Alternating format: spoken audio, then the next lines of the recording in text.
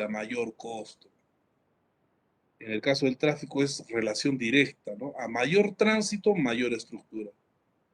En cambio, en el suelo de subrasante, mayor resistencia, menor estructura. Menor resistencia, mayor estructura. Es inversa. Bien, es lo que nos va a ocupar en esta clase.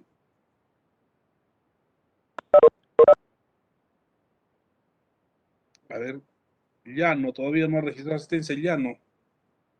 Creo que te quedas sin asistencia, Alfredo, estás demorando mucho.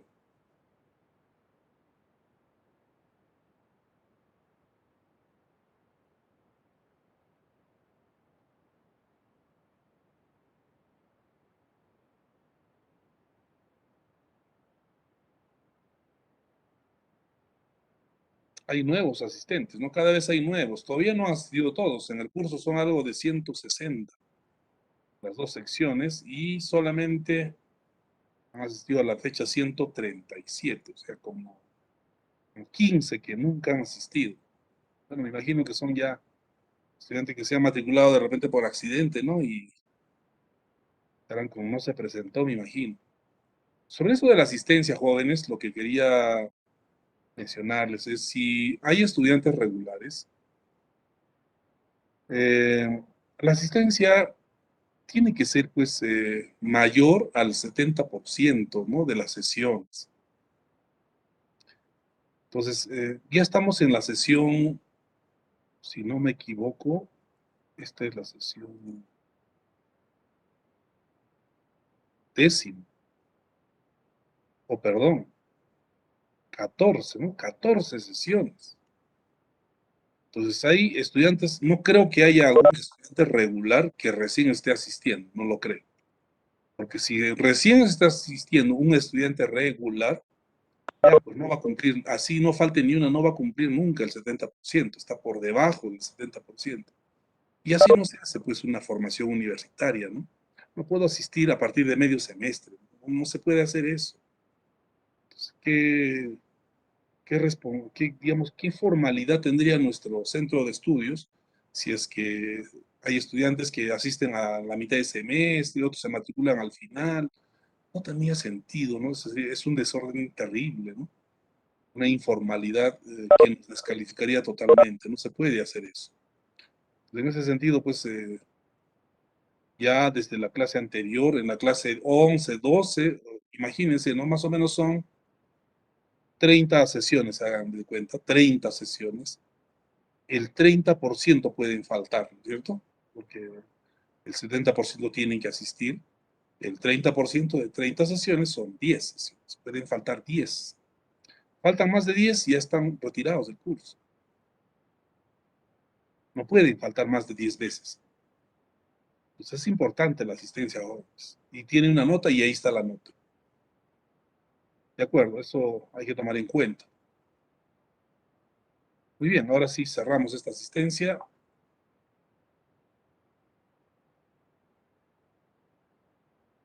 Y Llano, por fin, no se registró. Compañero Alfredo Llano, lamentablemente no registró asistencia de muy tarde. No está no está, digamos, con los dispositivos pues mínimos necesarios para hacer una clase. Lamentablemente. Muy bien, empezamos. Entonces decíamos que la variable suelo de subrasante es una de las variables más influyentes en el diseño de la estructura. Esta variable se define basándonos en normas. En nuestro país existen normas que establecen el procedimiento a seguir para determinar la variable de diseño suelo de subrasante. Para el caso de pavimentos urbanos, la norma es la norma técnica CE 010, que es parte del Reglamento Nacional de Edificaciones, ¿no? Aquí hay dos normas que son parte del Reglamento Nacional de Edificaciones. A ver. esta norma CE010 y esta norma E050, o mejor así, ¿no? Pertenecen, pues, estas son normas técnicas del Reglamento Nacional de Edificaciones, norma técnica. Este Reglamento Nacional de Edificaciones, las normas técnicas, están, digamos,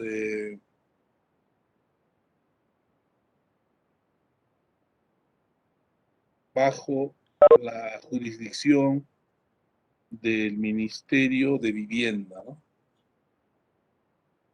Acción y Saneamiento. Este ministerio es la que se encarga de regir, publicar, actualizar esta norma, tanto la CE010 como la E050. Y el MTC tiene sus normas, están plasmadas en el Manual de Carreteras, ¿no? El Ministerio de Transportes, por otro lado,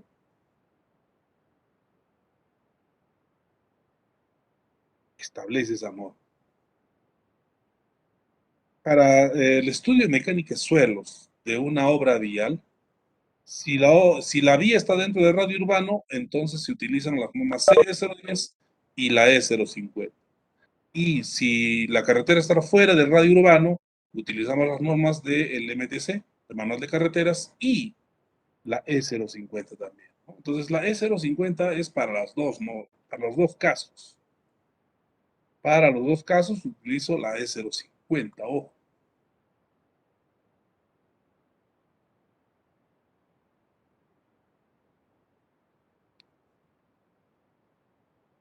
Entonces, lo primero que tenemos que saber o conocer es de qué trata esta norma E050. Es lo primero que vamos a hacer. Luego pasamos a ver lo que es los aspectos relacionados ya a la definición del valor de diseño de la subrasante. Para conocer las propiedades físicas y mecánicas de los suelos que van a estar en la subrasante, pues tengo que hacer un estudio de mecánica de suelos. Entonces, el estudio de mecánica de suelos es un procedimiento normal. Vamos a ver la norma E050.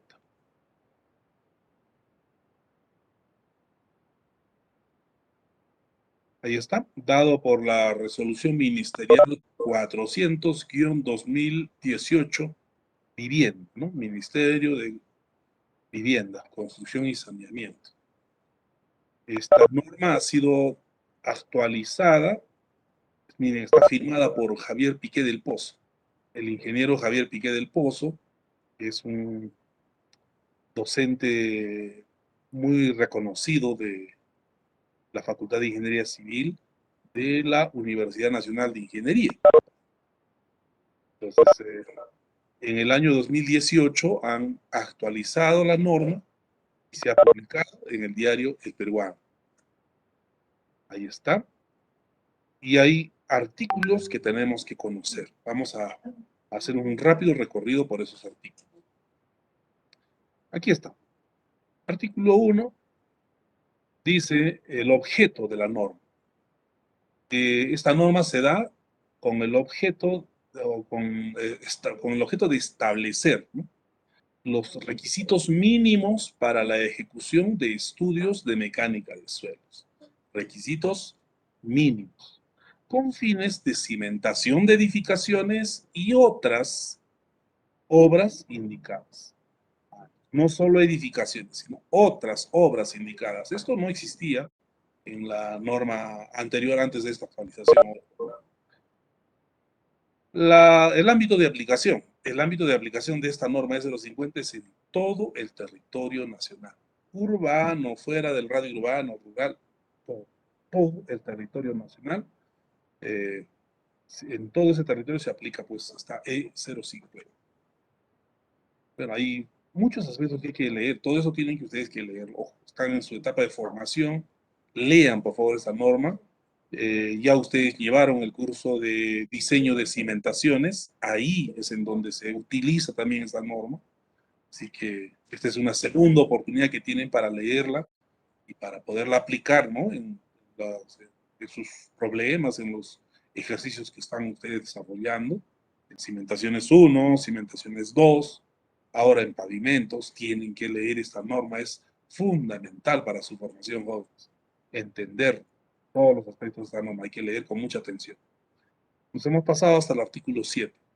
Los anteriores artículos, léanlos todos.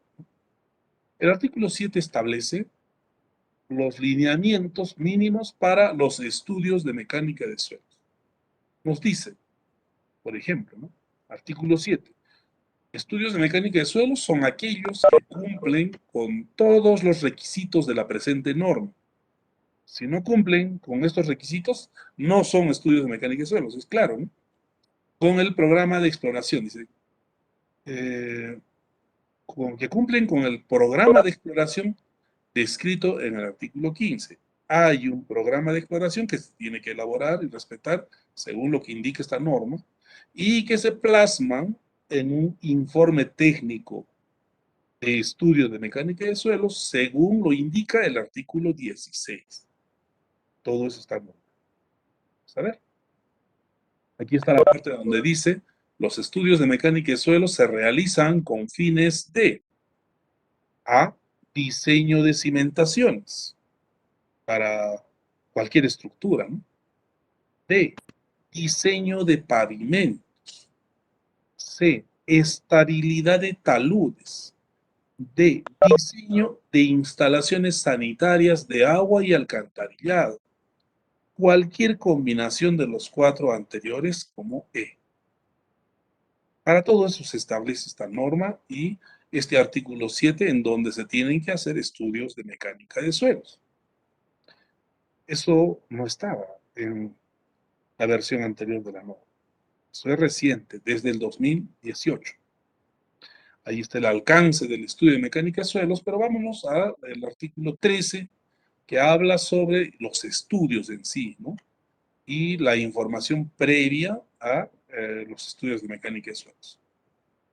Resulta que para efectuar el estudio de mecánica de suelos, normalmente las entidades contratan a un consultor, a un profesional en ingeniería civil que va a desarrollar el estudio de mecánica de suelos, que finalmente va a ser, digamos, el elemento, la herramienta que va a utilizar el ingeniero que va a diseñar la estructura del pavimento.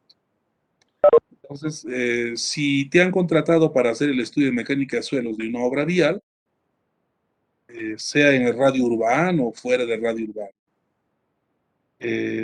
la entidad te tiene que entregar información previa, que consiste en los datos indicados en los numerales 13.4, 13.5.1, 13.5.2, entre otros, dice, son proporcionados por quien solicita el estudio de mecánica de suelos, el solicitante, al profesional responsable antes de ejecutarlo. El profesional responsable, ¿no? Claro, esos datos o esta información previa tiene que estar a cargo también de un profesional responsable. Los datos indicados en los numerales restantes son obtenidos por el profesional responsable. Entonces, ¿qué información le tienen que entregar al que va a efectuar el estudio de mecánica de suelos? Con respecto al terreno a explorar, le tiene que entregar plano de ubicación, plano de planta, bueno, en este caso para una edificación está más o menos esto, pero en el caso de una obra vial, pues lo que le tiene que entregar es el plano topográfico, con curvas de nivel y perfiles longitudinales. La pendiente promedio del terreno, fuera, dice, si fuera interior al 5%, inferior al 5%, basta un plano planimétrico. Pero en una obra vial normalmente pues las pendientes son mayores al 5%, entonces se requiere un plano topográfico, ¿no? Indicando los linderos, límites del área, del terreno que se va a utilizar para la construcción. En el caso de las edificaciones, las características de las edificaciones, ¿no? Permisos para el ingreso al terreno del proyecto. Todo eso debe de ser entregado por parte de la entidad al profesional que va a efectuar el estudio de mecánica de suelos. Vámonos al artículo 15. Pozos calicatas, ¿no? Habla de perforaciones. Todo eso hay que conocer, jóvenes, lo tienen que leer. Y tenemos aquí el artículo 15. Programa de exploración de campo y ensayos de laboratorio.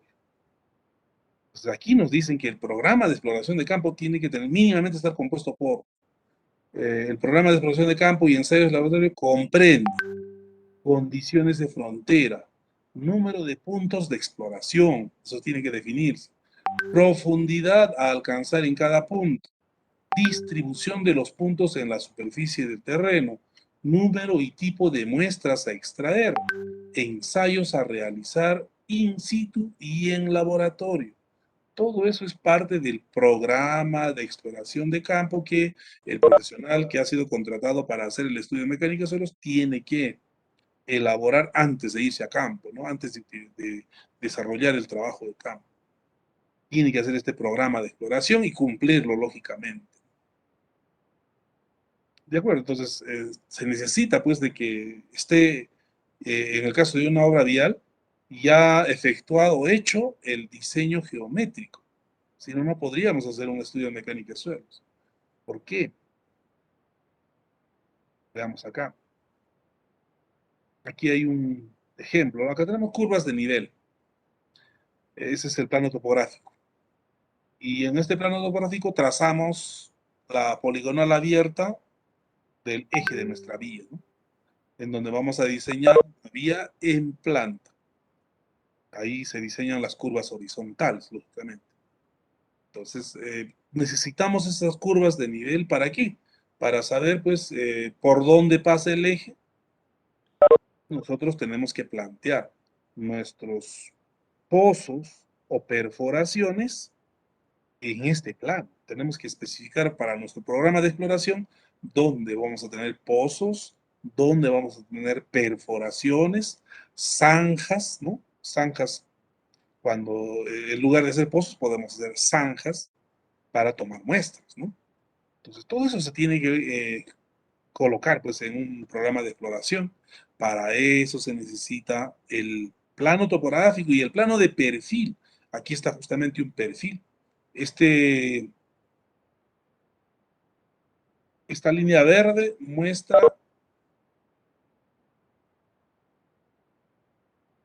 el nivel del terreno natural, la línea verde.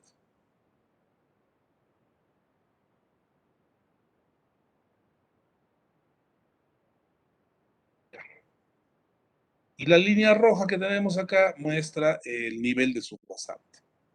Entonces, en elevación, en el diseño geométrico, diseñamos las pendientes y las curvas verticales, ¿no?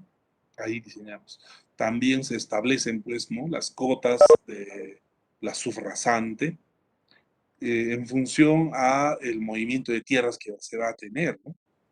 Hay zonas en relleno, hay zonas en corte, y para eso, pues, normalmente se trata de compensar los cortes y rellenos, ¿no? Para no hacer mucha eliminación de material, ¿no?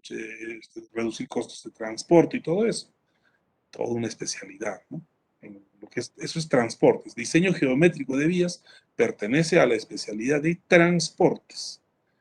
Y el estudio de mecánica de suelos está dentro de la especialidad de geotécnica. Bueno, entonces, se necesitan los perfiles para cumplir con la normatividad. Las normas, la CE 010 y el manual de carreteras establecen, por ejemplo, la profundidad mínima de ensayo. Establecen también la separación que debe existir entre pozos y perforaciones. Más que todo hace referencia a los pozos. Las perforaciones no dice cuántas perforaciones o a cada espacio o a cada especiamiento de perforaciones no está establecido. Eso depende del criterio profesional en función al terreno, a lo que se tenga en el terreno. Pero en cuanto a las calicatas o pozos, sí está establecido un mínimo número de ellos, de acuerdo a condiciones de terreno y a condiciones de la vía. Vamos a ver dentro de un momento. Pero lo que hay que tomar en cuenta es, ojo, yo estoy asumiendo que ya ustedes han leído la teoría. Han leído la teoría y ya estoy haciendo un recuento de las cuestiones más importantes. Y lógicamente, si es que hay consultas, anúnciense por el chat y se les va a resolver las dudas que tengan. Entonces, nos dicen las normas en cuanto, por ejemplo, a los pavimentos urbanos.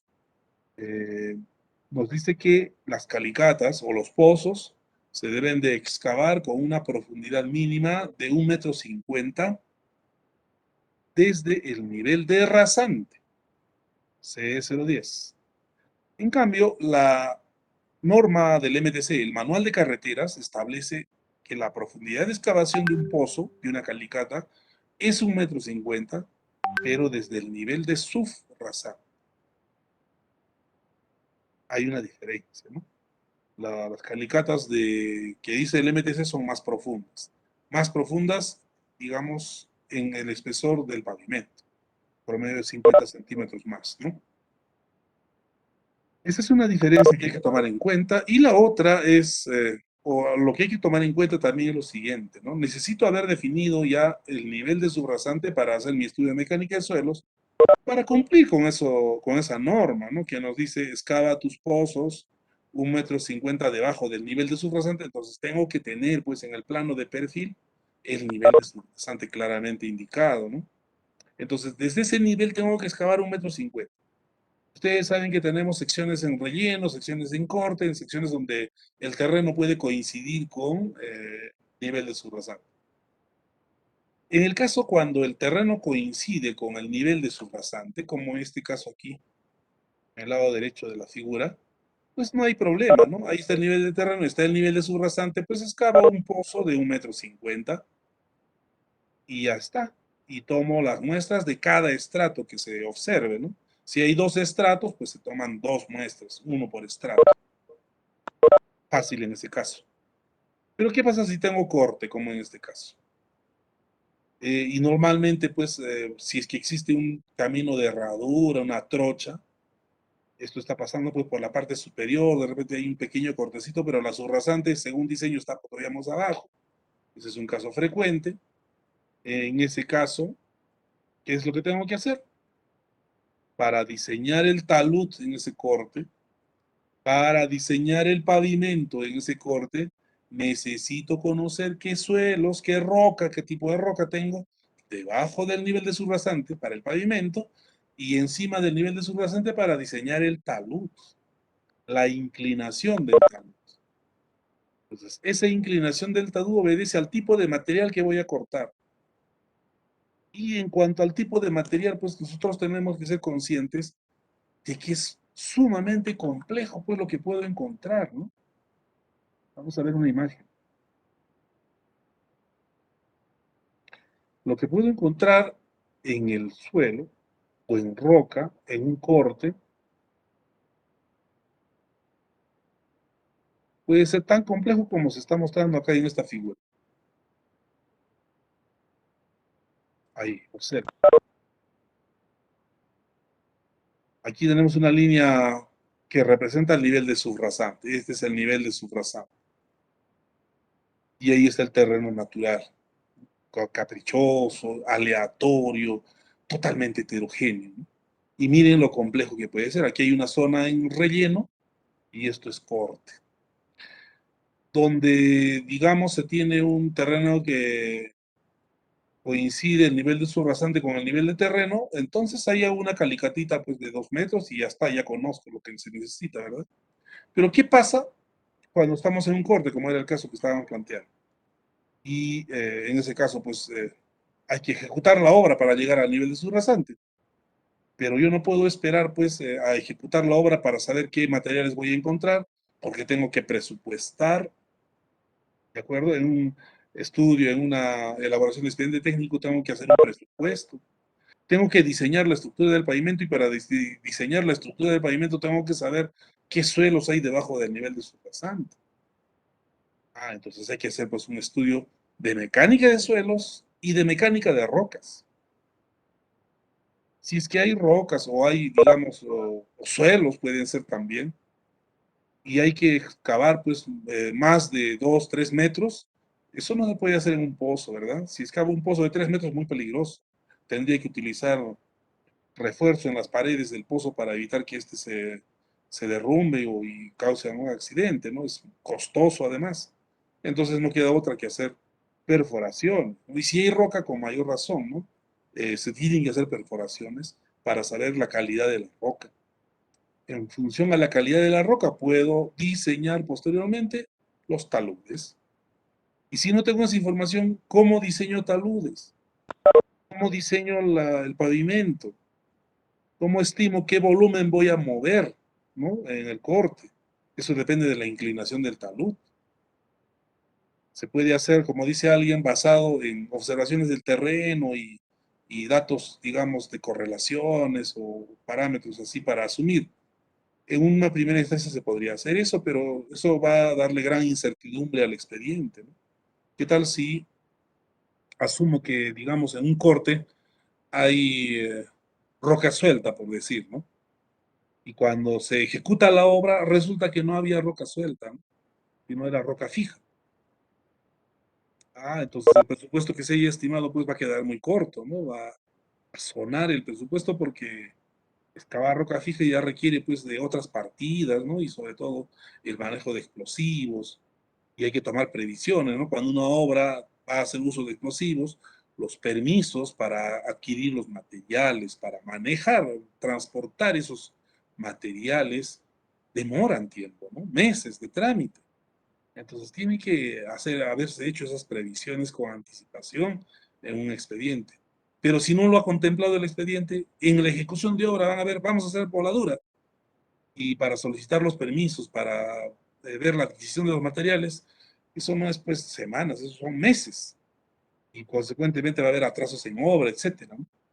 Entonces es muy importante hacer un buen estudio geotécnico. Cuando hablamos de estudio geotécnico, estamos hablando pues del estudio de mecánica de suelos y el estudio de mecánica de rocas. Entonces, en el caso de cortes, se tienen que hacer perforaciones. Aquí, por ejemplo, establecen bien, ahí en el ejemplo, perforaciones de 10 metros, de 20 metros, de 15 metros, para conocer las características del material que se va a cortar. Y con eso, diseñar el talud en la especialidad de estabilidad de taludes. Se tiene que hacer eso en una carretera. Y el estructurista, el diseñador de pavimentos va a requerir de las características del suelo que está por debajo del nivel de subrasante y miren lo aleatorio que puede ser, ¿no? Dependiendo de lo accidentado que sea pues la zona donde se esté proyectando una vía. ¿Y qué pasa en las zonas en relleno, como en este caso? En este caso ahí tenemos una zona de relleno. ¿Será necesario hacer una calicata? La norma dice 1,50 m debajo del nivel de subrasante o de rasante, ¿no? Y aquí tenemos, pues estamos 4 metros o 3 metros debajo del nivel de subrasante. ¿Será necesario hacer una calicata? Pues sí es necesario, por lo menos una, ¿no? O las que sean necesarias para tener idea clara de cómo es el terreno en ese relleno, porque se va a colocar material de relleno que va a ejercer presiones importantes al suelo natural que puede ocasionar asentamientos. Entonces, si hay suelos altamente compresibles o muy plásticos, se tiene que tomar las previsiones, pues, ¿no? Probablemente se tenga que estabilizar, o se tenga que disponer de algún sistema de construcción que evite asentamientos excesivos que a la larga significarían hundimientos en la rasante, ¿no? Imagínense, como lo que vemos en muchas carreteras, ¿no? En nuestra región. Está la rasante y hay unas hondonadas que obviamente pues resultan de justamente estos asentamientos, ¿no? En zonas donde no se han tomado las previsiones o no se han hecho los trabajos adecuados, ¿no? Entonces se tiene que hacer también las calicatas para conocer el terreno. Y peor aún, en muchos rellenos se puede proyectar a hacer puentes. Si esto, por ejemplo, es un relleno, puede ser el cauce de un río. Si es el cauce de un río, necesariamente se tendrá que proyectar puentes. Ahí se tendrá que prever, pues, cómo o qué ensayos se tienen que hacer para proyectar la cimentación, ¿no? Los estribos, del puente, por decir, ¿no? Entonces, y para esas estructuras se tiene pues ya recomendaciones técnicas conocidas y qué tipos de ensayos debemos de hacer, ¿no? Puede darse el caso que se requiera ya no hacer puentes, de repente es un cruce de agua y se puede proyectar hacer alcantarillas con tuberías. Este tipo de estructuras requiere también de parámetros mecánicos del suelo para poderlo proyectar adecuadamente, ¿no? Tanto los cabezales como la disposición de estas tuberías se obedece pues a un proceso de diseño que requieren esos parámetros del suelo donde se van a apoyar. Entonces, en estos casos, pues ya son estudios de mecánica de suelos o mecánica de rocas puntuales y se tienen que hacer según el requerimiento de cada una de esas obras. En zonas donde tenemos cortes, como en este caso, pues se tienen que proyectar perforaciones. Así que se tiene que perforar. Si no, si en un expediente técnico donde hay pues cortes y no existen perforaciones, ¿qué es lo que debemos de asumir? Que se ha diseñado a mandrake, ¿no? Se han mandrakeado los diseños y eso pues esa obra probablemente vaya a tener problemas. Tiene que perforar. Existe una alternativa a las perforaciones que por su costo pueden llegar a ser pues, digamos, un factor que se tenga que decidir o hacer perforaciones, pues lo voy a tener, o utilizar las técnicas de geofísica para mayor costo. Ahora está bastante, se está, digamos, utilizando bastante los procedimientos geofísicos, estudios de sondeo electroverticales, estudios de radares con geófonos sísmicos, ¿no? Geofísicos que tienen o relacionan a la transmisión de ondas generadas manualmente, artificialmente, y mediante esos aparatos geofísicos se puede saber qué o cuál es la composición de, digamos, profundidades grandes de terreno, de roca, ¿no?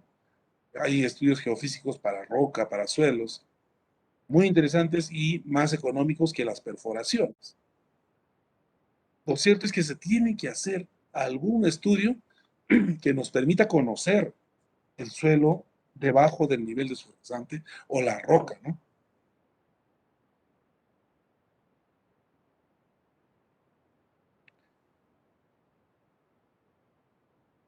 Ese es, digamos, uno de los aspectos que quería mencionar, que los ingenieros tenemos que tomar en cuenta cuando hacemos estudios de GeoT, tanto estudios de mecánica de suelos como de mecánica de rocas. Bien, entonces como verán, se requiere conocer la norma. Las normas te indican, digamos, qué es lo que se tiene que hacer en algunos casos. Vamos a ver, ahí están los ensayos que se tienen que hacer. La norma C010 y la norma técnica E050 establecen los ensayos según lo que indica la norma técnica peruana. Entonces, y el manual de carreteras que pertenece al MTC ya tiene su propio manual de ensayos, ¿no? El manual de ensayos EM, con esas se hacen para ese caso del ministerio. Pero para el caso de pavimentos urbanos tenemos que trabajar con estas NTP, pavimentos urbanos, ojo. Entonces, en cuanto a la exploración de suelos y rocas, el MTC establece procedimientos y normas. Parte de esas, por ejemplo, son, a ver, esta tabla que nos muestra, por ejemplo, la categoría de subrasantes según el CBR de los suelos que se tengan en la subrasante. Entonces resulta que los términos técnicos que ahora tenemos que utilizar para calificar la calidad de una subrasante ya no puede ser pues, cualquier término y a criterio del ingeniero, del diseñador, ¿no? Sino tienen que ser términos técnicos de acuerdo a esa tabla que es parte de la norma, en donde los términos que se utilizan son subrasante inadecuada, subrasante insuficiente, Subrasante regular, buena, muy buena y excelente. No existe subrasante mala, no existe el término subrasante pobre. Ojo, los términos técnicos son inadecuada cuando el CBR es menor a 3%, insuficiente cuando el CBR es mayor o igual al 3%, pero menor que el 6%, regular si es mayor o igual al 6%, menor al 10%. ¿Se dan cuenta? Ya está establecida esas categorías.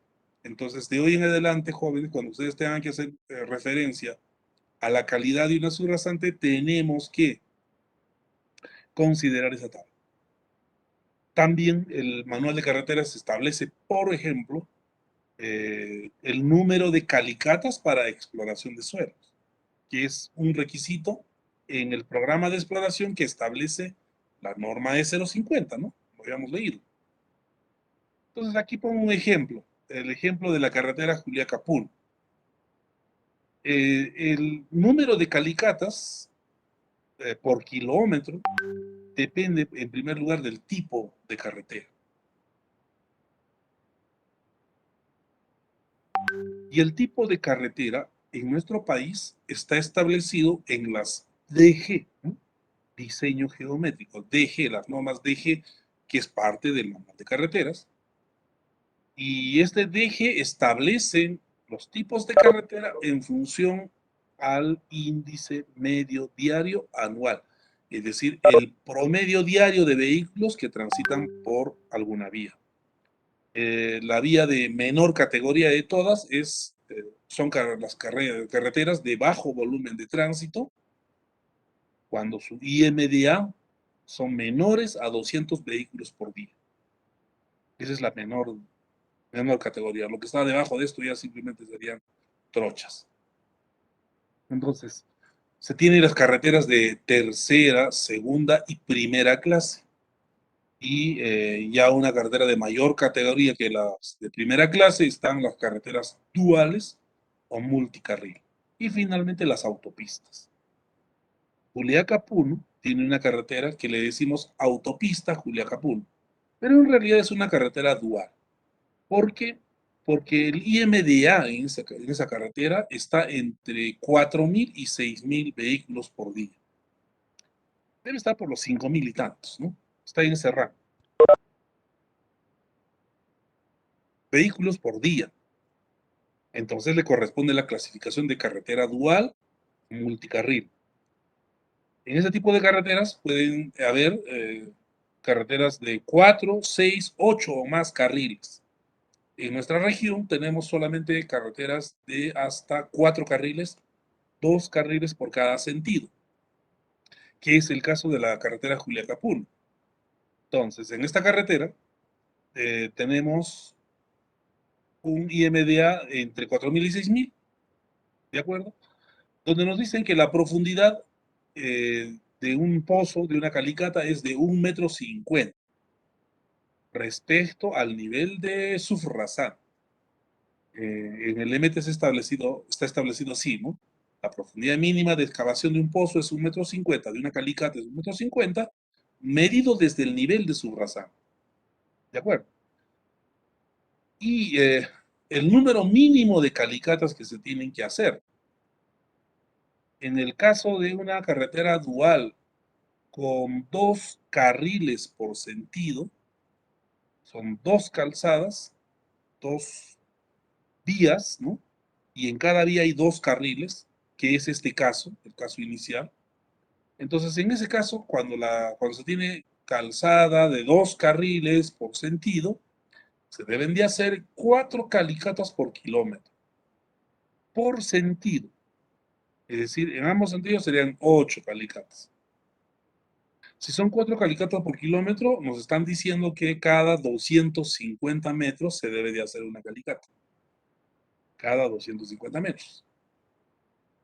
¿De acuerdo? Eso es lo que establece nuestra norma, el manual de carreteras en el caso de vías que están en la red vial nacional. Está establecido, pero esta es una recomendación mínima. Si establece 4 calicatas por kilómetro, ocurre que entre cada 250 metros existen, pues, algunos accidentes geológicos, algunas variaciones o formaciones geológicas, como por ejemplo zonas de afloramiento de rocas, zonas de humedales, cruces de agua, entre muchas otras cosas que podemos encontrar. En esos puntos, obviamente, se tiene que hacer un estudio de mecánica de suelos detenido en ese punto. O sea, si tengo cada 250 metros y a la mitad hay un cruce de agua que no hago el estudio de suelos en ese cruce de agua, tengo que saber qué suelos hay ahí, ¿no? Probablemente por ese cruce de agua se tengan pues suelos finos, el grado de saturación esté muy elevado y probablemente requieran enrocados, pedraplenes. Se tiene que hacer. No van a ser pues 4 calicatas por kilómetro, ¿no? Van a ser más. El mínimo es 4, pero si hay esos accidentes geológicos o formaciones geológicas, se tienen que hacer más calicatas de las mínimas establecidas, ¿no? En esa norma. Normalmente es más.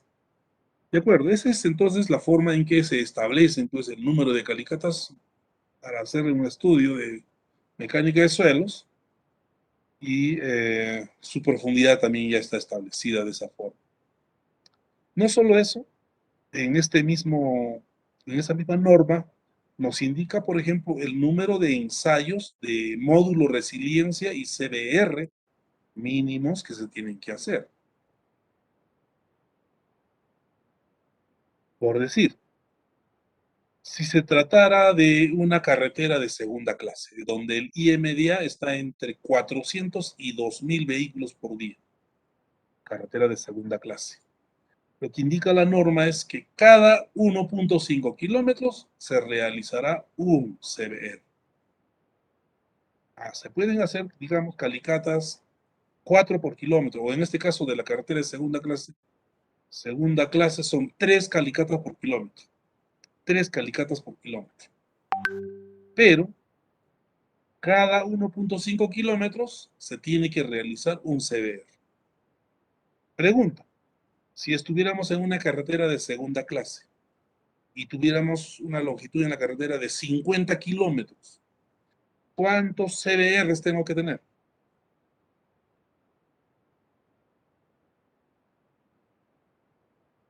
50 entre 1.5. ¿Cuánto es 50 entre 1.5? 33. Mínimamente se tienen que tener 33 CBRs o 34 CBRs redondeados. 34 CBRs. Mínimo. Lógicamente, en una carretera de 50 kilómetros pues van a haber más, porque hay cruces de agua, humedales, pantanales, zonas en donde se tienen suelos plásticos, zonas donde vamos a tener que hacer obras de arte, alguna obra especial, ¿no? Un badén, un cruce de aguas, tantas obras que se tienen en las obras viales.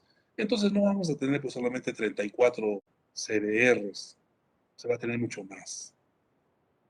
Y en las carreteras duales, como la carretera Juliaca-Puno, desde ese tipo, desde esa categoría, no, perdón, desde la primera clase, desde carreteras de primera clase, ya se exige módulo resiliente, que se haga el ensayo de módulo resiliencia cada 3 kilómetros para carreteras de primera clase y un CBR cada kilómetro.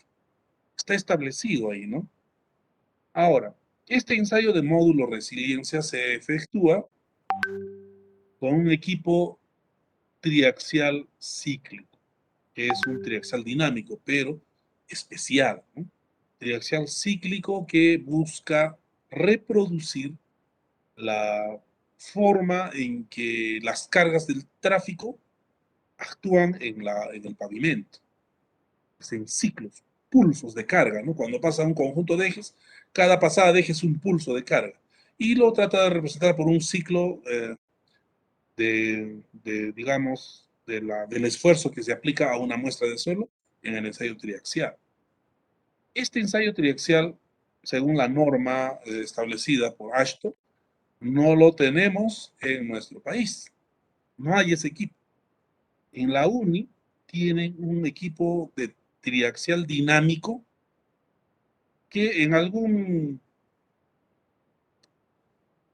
artículo de investigación hicieron algunas adaptaciones para que simulara el caso de un triaxial cíclico y se logró determinar módulo resiliente de algunos suelos. Pero era pues un ensayo adaptado, una adaptación y que no daba todos los casos, es decir, no era de acuerdo a la norma. Entonces, desde ese punto de vista, en nuestro país no tenemos un equipo para hacer el ensayo de módulo resiliente. Sin embargo, la norma lo establece. La carretera Juliaca-Puno, que es una carretera dual, tuvo que haber realizado un módulo resiliente cada 3 kilómetros. En la carretera de 50 kilómetros, y el resultado son 33 o 34 módulos resilientes. Se tuvo que haber hecho eso. ¿Cuánto está un ensayo de módulo resiliente? Debe estar pues mínimo unos 2.000 soles o 3.000 soles. 3.000 por 34, estamos hablando de 100.000 soles. Solo en módulo resiliente, ¿no? Luego viene un CBR cada kilómetro, son 50 kilómetros, son 50 CBRs. ¿Cuánto es el costo de un CBR? Está 250 soles. A 250 por 50, ya saben cuánto cuesta, ¿no? Así cuesta un estudio de suelos. Y eso es cada kilómetro. Con eso voy a diseñar mi pavimento de los 50 kilómetros, pero estableciendo mínimamente CBRs cada kilómetro. ¿Qué pasa si en ese kilómetro hay pues zonas de suelos insuficientes, suelos regulares, ¿no? ¿Qué es lo que pasa? Van a quedar o sobredimensionado o subdimensionada la estructura. Entonces, para eso justamente se tiene que hacer un recorrido por el campo, para eso se tiene que tener ya el diseño geométrico y conocer cuáles son los suelos y si se requiere hacer más de 2 calicatas por kilómetro, pues se hace según lo que se tenga en campo, ¿no? Entonces, esos son los parámetros que se tienen que considerar cuando hacemos un estudio de mecánica de suelos. Como verán, la norma ya establece parámetros mínimos que tenemos que respetar. Aquí termino con la pregunta, ¿no? Si en la carretera Juliaca-Puno ya la norma establece que se tenga que hacer un módulo resiliente cada 3 kilómetros, si no se tienen esos equipos acá, ¿cómo se ha hecho eso? ¿Se hicieron esos ensayos? Pregunta. ¿Cómo se puede responder esa pregunta? Hay que revisar el expediente técnico de la carretera Juliaca-Puno. Si alguien tiene acceso a ese expediente técnico, nos podría decir, ¿no? Si es que alguien tiene acceso, bueno, yo personalmente no lo tengo, aunque lo he buscado, no hay todavía, eh, pero dudo que haya ese ensayo. Lo que ha ocurrido es que no se ha cumplido con esta, digamos, recomendación de la norma. No se ha cumplido. Bueno, eso con respecto a la subrasante. Hay bastante de norma. Esto hay que leer, jóvenes. Lean, esto está en sus apuntes, léanlo detenidamente, ¿no?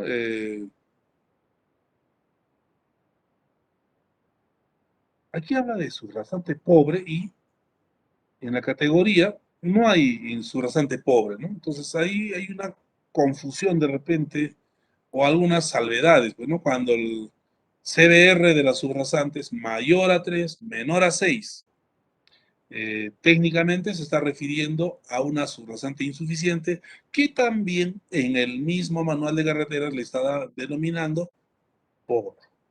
Es algo que hay que considerar, ¿no? Ahí está. Subrasante pobre, dice, ¿no? De 3 a 6, pasa tal cosa, etcétera, ¿no? Ahí tenemos algunos detalles. También hay que conocer ahora cómo se determina pues, el módulo resiliente, el equipo que se utiliza y todo ello. Eso lo vamos a ver en la siguiente clase ya con mayor detenimiento.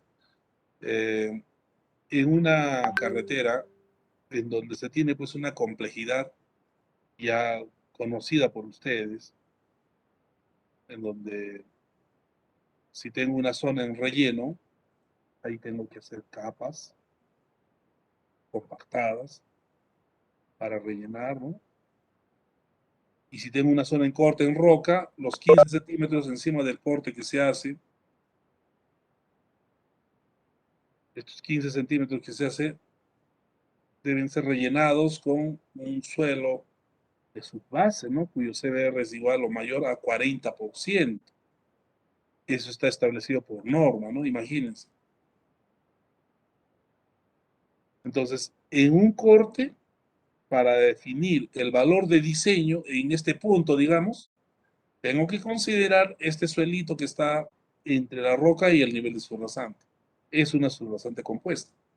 Y en el relleno de igual manera, ¿no? Tengo que determinar el valor de diseño, digamos, en esta progresiva, aquí, en esta progresiva, considerando cómo estaría compuesta la subrasante en este caso. A ver, recordemos un poco de la teoría.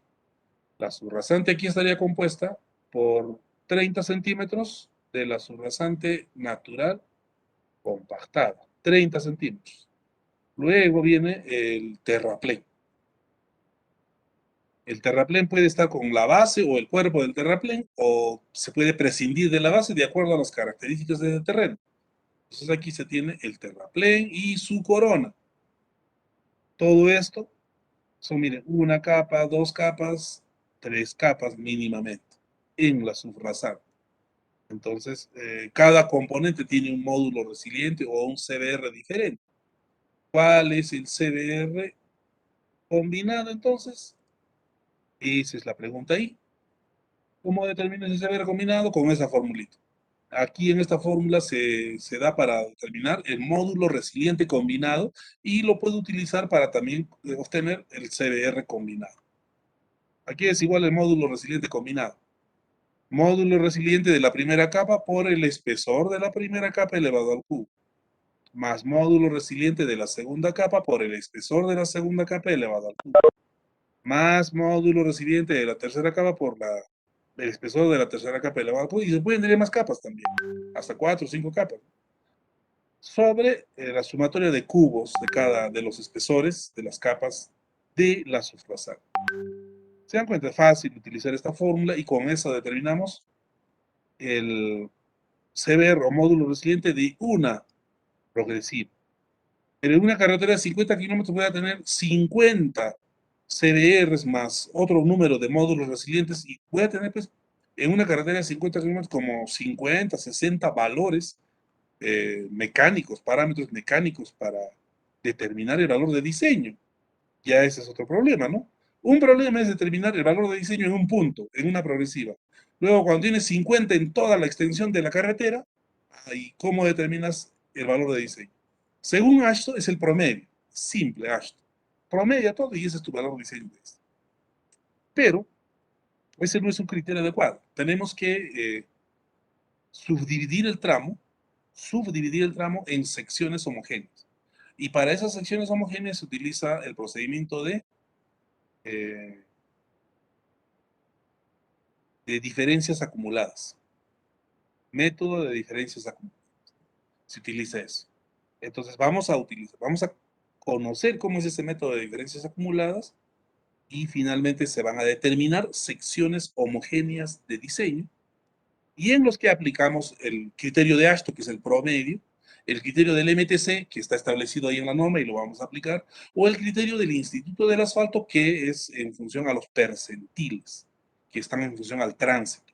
Bueno, son procedimientos bastante elaborados que hay que conocerlos. Eso lo vamos a desarrollar en la siguiente clase ya con ejercicios. Para eso se tiene que leer la teoría primeramente, ¿no? Y que confío que estén ustedes al pendiente. Muy bien. Si es que hay alguna consulta sobre esa teoría, esto es todo con respecto a la teoría. Ya en la siguiente clase nos ponemos a hacer ejercicios. Háganla por favor a través del chat. Sus consultas.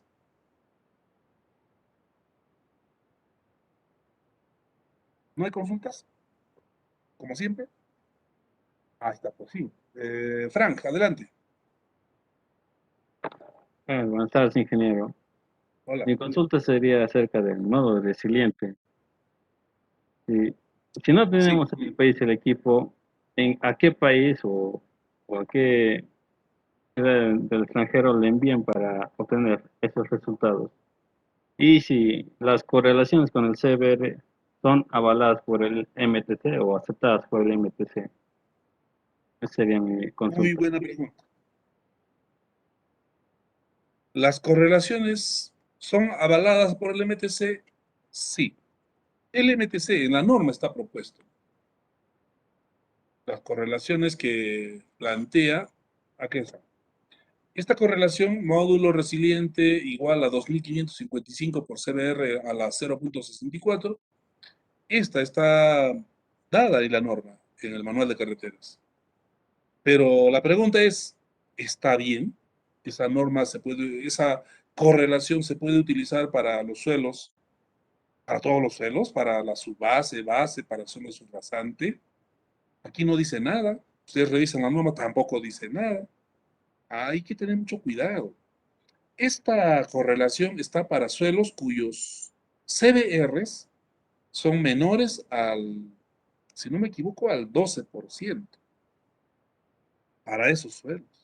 Y si el CBR es mayor, si el CBR es mayor a 12%, ya no se puede utilizar la correlación, pero la norma no lo dice.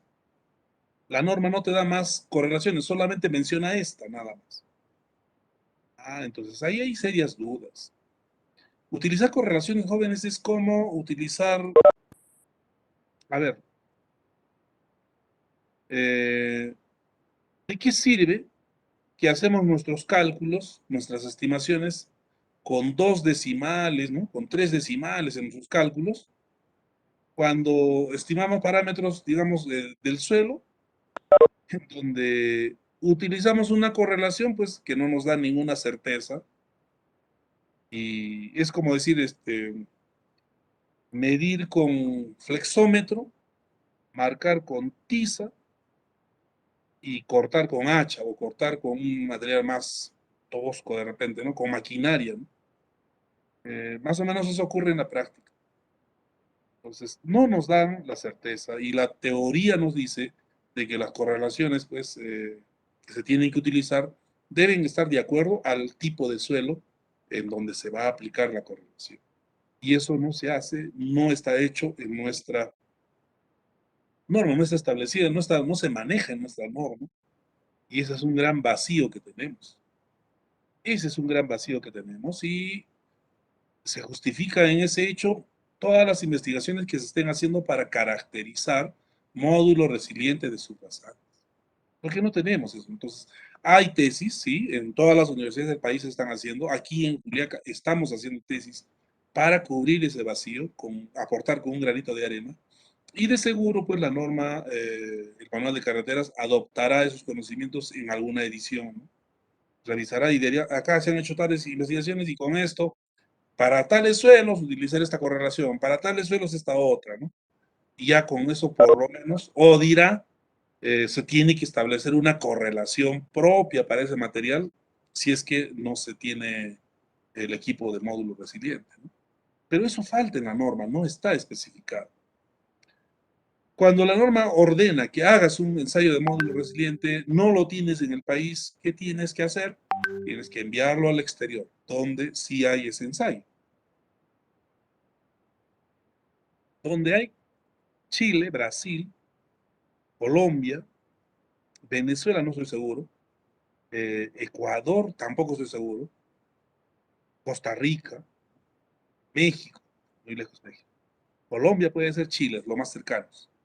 Ahí existen, y existen laboratorios que te hacen el servicio, ¿no? Tú les envías la muestra por vía aérea o por tierra si quieres, pero se envías la muestra y ellos te hacen el ensayo de módulo resiliente y te envían los resultados, ¿no? Entonces, ¿cuánto cuesta? Como había dicho, un ensayo de módulo resiliente debe estar costando alrededor de 2 a 3 mil soles. Puedo quedarme corto, pero es la estimación que hago, ¿no? Porque un triaxial, digamos, no drenado, no consolidado, estaba por los 800 o 1000 soles y que hacíamos acá en nuestro laboratorio, ¿no? Un consolidado drenado estaba ya por los 2200, 2400. Un módulo resiliente, pues, es un ensayo más especializado, el equipo es más costoso, se requiere personal técnico que lo maneje, todo pues su costo. Entonces los ensayos no deben de bajar de 3000 soles, ¿no? Entonces habría que cotizar, habría que averiguar, pero sí existe esa posibilidad de enviarlo a un laboratorio de un país vecino. Existe esa posibilidad. Incluso esa posibilidad está para tesistas, ¿no? tesistas que puedan solventar, sobre todo los hijos de mineros, que hay tantos que estudian, podrían invertir ahí su plata y hacer un trabajo de correlación, pero con ensayos de módulo resiliente de algún suelo, ¿no? Entonces ahí pues, se titulan y dejan algo para la sociedad, también podría ser, ¿no? Pero mientras no tengamos el equipo triaxial cíclico, pues las correlaciones para los suelos de todos los suelos del país son inciertas, no son precisas. Pero así estamos diseñando, ¿no? Por eso los problemas pues, ¿no? de comportamiento de nuestros pavimentos. Por eso las fallas, prematuras, tanto. Esa es una de las tantas causas, ¿no? Entonces, cuando uno pretende estudiar en un trabajo de investigación causas del deterioro de un pavimento, pues esa causa de estimar módulos resilientes de los materiales, nomás, no lo hacemos correctamente. Entonces, primero resuelvo eso antes de resolver el todo, ¿no? Nos falta muchísimo, ¿no? En cuanto a investigación, pero de asuntos específicos para contribuir a la solución general y que se puede dar, pues ya se va a dar después de mucho tiempo, después de mucho investigar. Pero lamentablemente nuestras universidades, nuestras instituciones relacionadas a la investigación no ven este asunto de esa forma y estamos pues relegados, ¿no? No hay un programa, digamos, de desarrollo tecnológico en lo que es pavimentos, en lo que es geotecnia, y estamos relegados. Muchos países, así como Costa Rica, Brasil, nos están dejando muy atrás en cuanto a desarrollo tecnológico. Nos falta muchísimo. Espero con eso haber respondido a tu pregunta, Frank. Adelante, Jonathan, con tu consulta. Jonathan,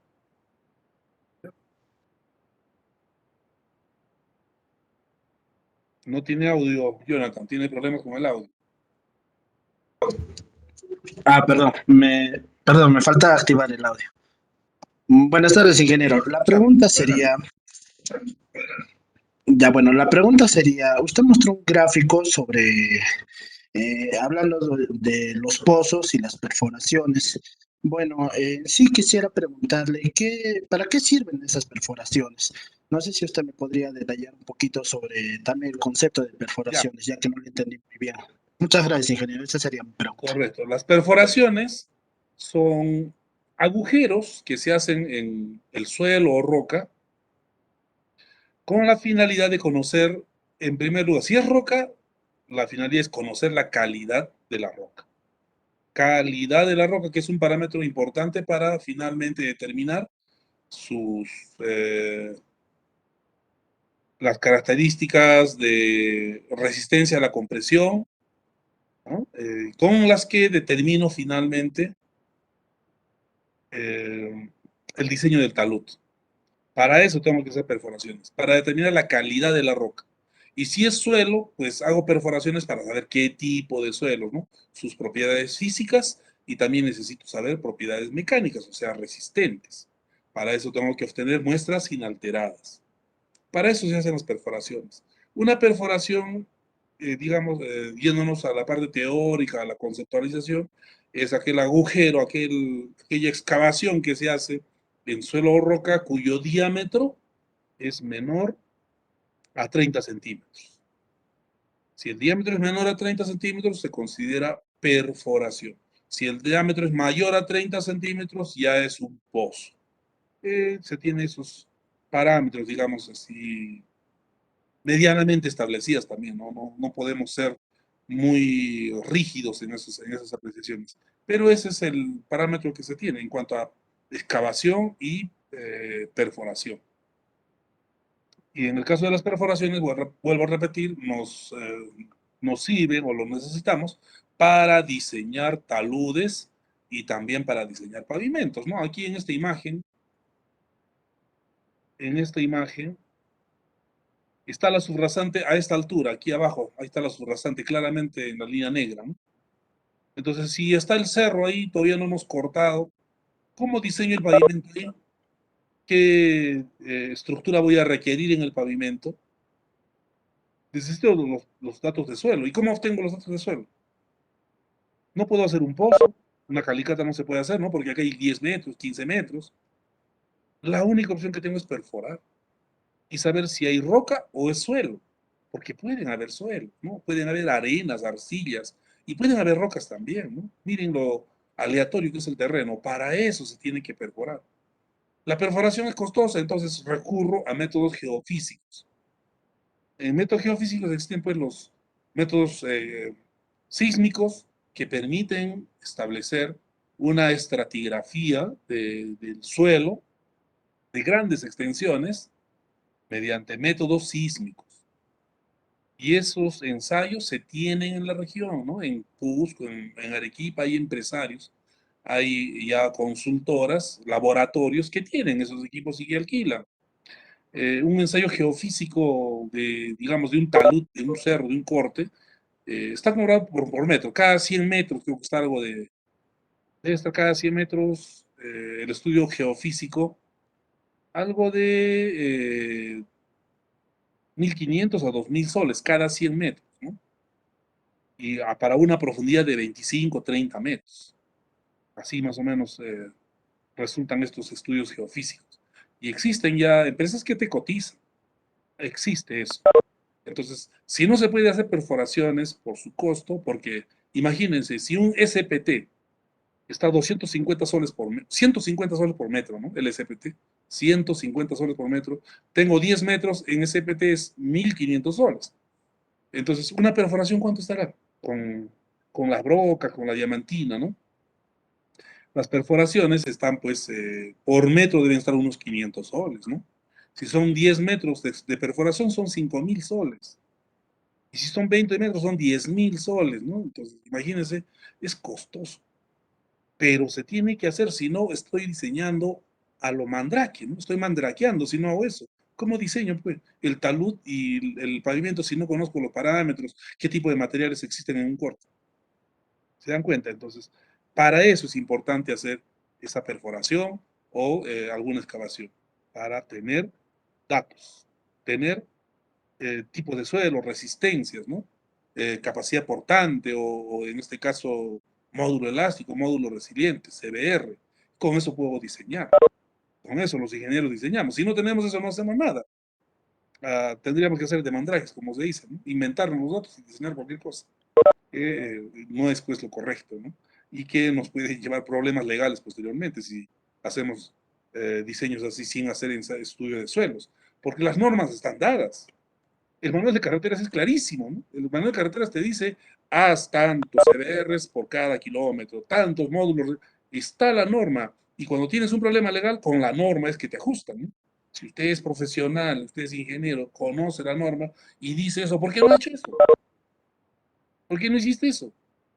A ver, responde eso, ¿no? Entonces, las normas están para algo, con eso, ahora, nos tienen, pues, nos miden el trabajo que hacemos, ¿no? El trabajo que hagamos. Bueno, jóvenes, con esto hemos terminado esta parte de teoría. En la siguiente clase ya nos vamos a desarrollar ejercicios.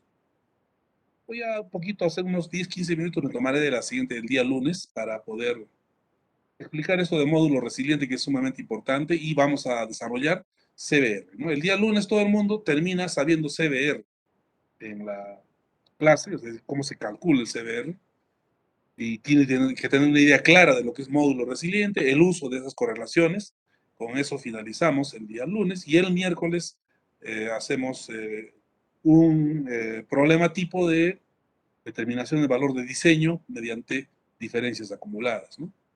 Y con eso estamos terminando todo el material de la segunda unidad. Eh, Eso estamos hablando del día lunes 25 y miércoles 27. Miércoles 27 estamos terminando. Quiere decir que su primer parcial va a ser el lunes 1 de noviembre o el miércoles 3. Probablemente lo podamos postergar al 4 o al 5 o a más tardar al 6, porque el examen o el primer parcial va a ser conjunto a las dos secciones en un mismo momento. Para eso ustedes tienen que tomar sus previsiones, una buena conexión a internet, tienen que tener una cámara web, tienen que tener su cámara web, jóvenes, de su celular o de lo que sea, tienen que tener. Una cámara web está barata ahora, ¿no? Está 40 soles, 30 soles, una camarita web. Claro, si quieren un Full HD, pues les va a costar 200 soles, ¿no? O sea, ahora ya está barata la tecnología, así que no hay problema. Y no necesitas comprar porque con tu celular tienes ya una cámara. Así que lo que tienes que saber es cómo instalar. En ese sentido, jóvenes están avisados, ya se acerca su primer parcial, pónganse a estudiar, ya no pierde el tiempo. Y listo. Y finalmente, antes de retirarme, su delegado me ha hecho saber de que hay muchos de ustedes interesados en adquirir el libro de mi autoría en cuanto a diseño de pavimentos. El libro que estoy desarrollando y actualizando cada tiempo es el resultado de años de trabajo, de esfuerzo, ¿no? No es fácil, jóvenes, redactar un texto, un libro. Se tiene que buscar información, yo recopilo la información de las normas, de los libros, de artículos, y es lo que plasmo en un, digamos, compendio. Tengo que traducir, tengo que sintetizar, pongo parte de mi experiencia. Entonces, y ese contenido del texto está compatibilizado con el desarrollo del sílabo de nuestra universidad, de nuestra escuela, ¿no? Entonces, es pues un libro para nosotros, para nuestra escuela. Y en ese sentido, jóvenes, el libro tiene un costo, eso no es gratis. Lo que sí es gratis es toda la información que se les proporciona, como que ustedes tienen derecho a la información, en el Classroom. Ahí está toda la información que estamos haciendo, ¿no? Están apuntes, están las normas, es decir, de primera mano. También van a estar textos en inglés, de algunos temas que vamos a desarrollar. En el libro yo hago la traducción, ¿no? Hago la traducción, preparo pues el material. Todo eso implica trabajo, jóvenes. Implica trabajo. Implica horas de trabajo, esfuerzo, por lo que me parece justo reclamar una remuneración, un cobro económico por el libro. La adquisición del libro es completamente voluntaria, jóvenes. No está permitido obligar a nadie que compre ni una separata ni nada, ¿no? Es voluntaria. Quien guste adquirir el libro lo hace y bueno, tiene pues todo el compendio en un solo documento, son 250 páginas impresas a todo color y lo hago pues con todo lo que yo haya aprendido y con todo el cariño del mundo también, ¿no? Entonces es por eso que se le ha puesto también un precio, ¿no? A mí me parece justo el precio. El costo de este libro es de 60 soles. Los que tengan esa posibilidad, los que gusten adquirirlo, anótense por favor con el delegado de su sección y quien me va a hacer llegar pues la lista para tener ahí la cantidad total de los que desean adquirir y entregarles los textos lo más pronto posible. ¿De acuerdo? Entonces, eso es lo que tenía pendiente todavía con ustedes y bueno, espero de que estén preparados, prepárense jóvenes, todo el material bibliográfico está en su Classroom y estudien, ¿no? Estudien, prepárense. He estado revisando sus avances y muchos no han entendido de qué se trata el artículo. Cuando, digamos, el artículo es, por decir, a ver, materiales o aditivos para mejorar la propiedades de los materiales, por decir, o estabilización de suelos. Y muchos han entendido que tienen que hacer ustedes estabilización de suelos, ponen como objetivo estabilizar un suelo. Ese no es el objetivo, están confundiendo totalmente la razón de los artículos que tienen que hacer. Es que hay que leer con atención, ahí está el objetivo claramente redactado, y hay que escuchar lo que se dice en la clase, ¿no? Entonces, de repente la siguiente clase, o el lunes también, ¿no? Vamos a aclarar un poquito ya con sus avances para que no existan pues esas dudas, ¿no? Porque están haciendo otra cosa, muchos están haciendo cosas que no corresponden con el artículo. Bueno, eso la siguiente semana. Por hoy hemos terminado, jóvenes. ¿Qué dice acá? Quispe Callata me dice que es las 5:02. ¿Sí? Ya sé que es tarde Henry, nos vemos. Hasta la siguiente semana.